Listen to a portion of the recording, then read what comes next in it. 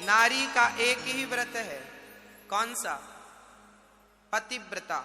जो नारी पतिव्रता होती है उसे दूसरे व्रत करने की बिल्कुल भी जरूरत नहीं होती। कोई व्रत ना करे, केवल पतिव्रता बन जाए। पतिव्रता किसे कहते हैं? जो स्त्री अपने पति के सिवा स्वप्न में भी दूसरे पुरुष का चिंतन ना करे, उसे पतिव्रता नारी कहते हैं।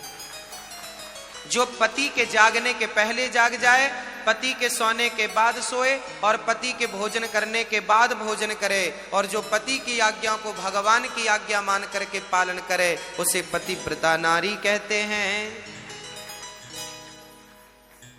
अब पति परदेश में है तो पत्नी भोजन करे कि ना करे? करे, बिल्कुल करे। पति परदेश में है तो फिर आप भोजन कर लो। पति भोजन कर लिया होगा।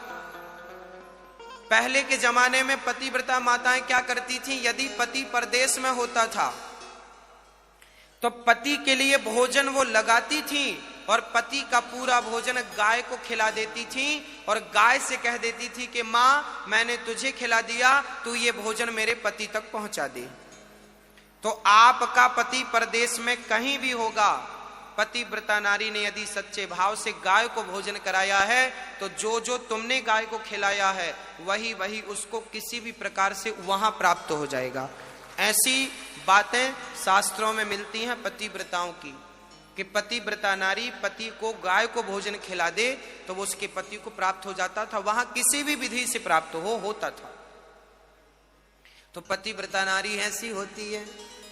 एक पतिव्रत रहे जगत में, सब व्रत हैं बेकार। बिन पतिव्रत के नारी का तो जीवन है बेकार। सूना पति बिना संसार। पति ही ब्रह्मा, पति ही विष्णु, पति नरवदाधार। जिस नारी ने कंधा पाया, उसकी नैया पार। सूना पति बिना संसार। इसलिए जब तक आपका पति है प्रेम से रहो, लड़ाई झगड़ा बिल्कुल ना करो।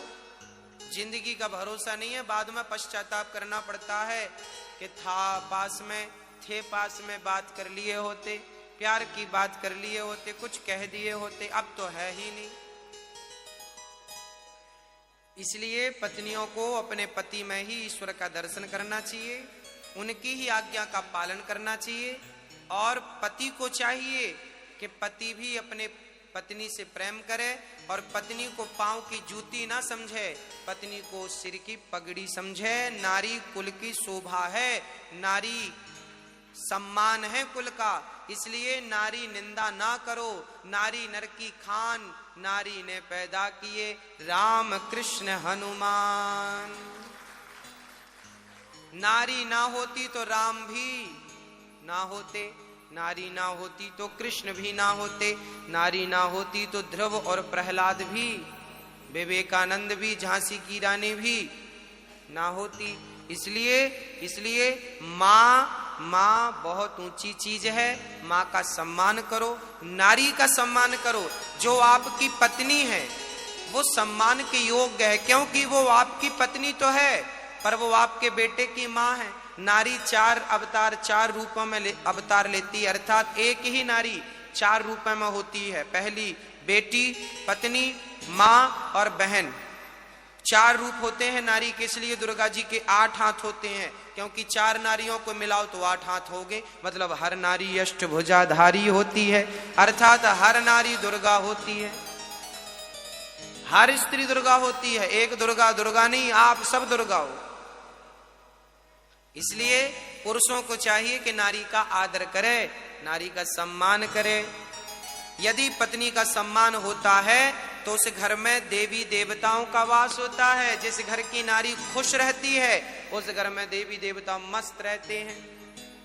और हमारी माताओं से भी निवेदन है, पति कम कमाता है तो शॉपिंग तुम्हें कम करनी चाहिए।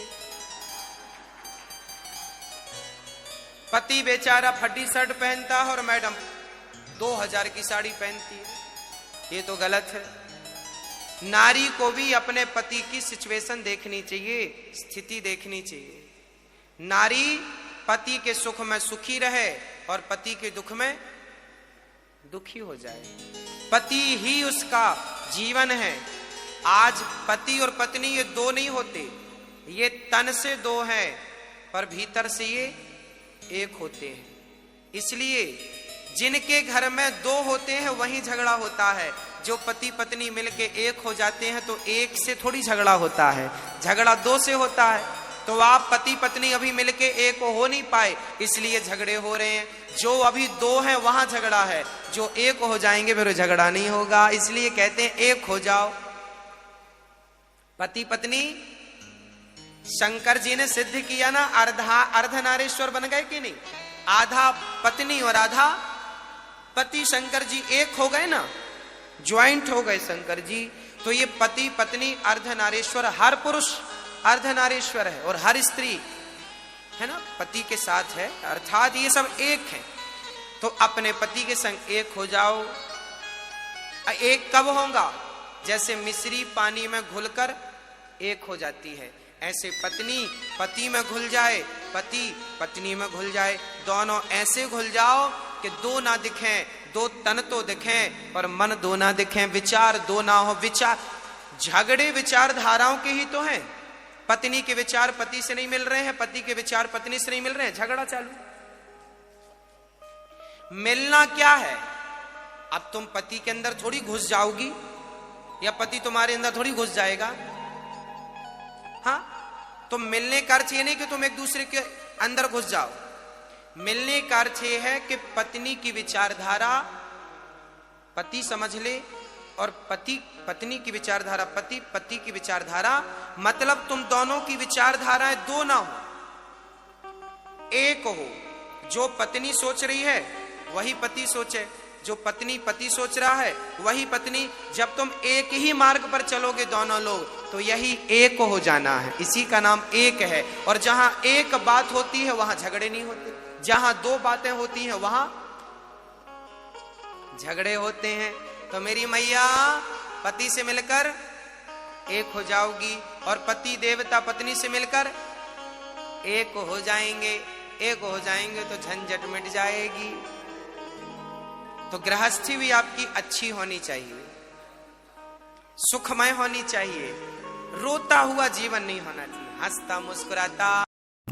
जितने लोग भी यह वीडियो को देखें आखिरी तक, उन लोगों को बहुत बहुत धन्यवाद। और कमेंट बॉक्स में आप लोग राधे राधे गुरुजी अवश्य लिखिएगा और वीडियो को शेयर दबा के करें अपने घर फैमिली वालों के पास, ताकि उन्हें भी यह सब जानकारी मिल सके। तो मिलता हूँ अगले वीडियो में आप लोगों से इसी प्रकार के किसी नई शिक्षा के साथ। तब तक चैनल पर पहली बार आए तो चैनल को सब्सक्राइब करके बेल आइकन घंटा प्रेस ज़रूर करें, ताकि जब भी मैं वीडियो अपलोड करूंगा सबसे पहले नोटिफिकेशन आपको मिल सके और आप हमारा वीडियो सबसे पहले देख सकें। बहुत बहुत धन्यवाद।